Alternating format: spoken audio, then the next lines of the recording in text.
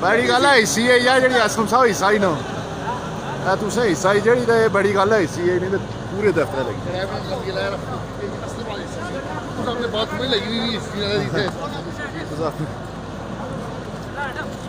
बैठा बैठ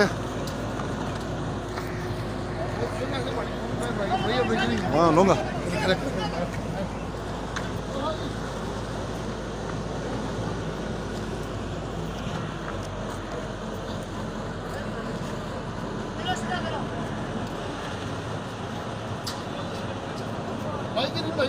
बनाई छोड़ी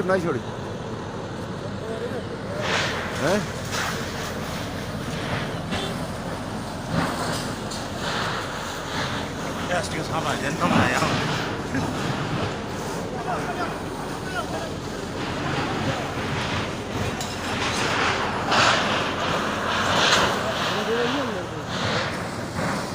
बड़ी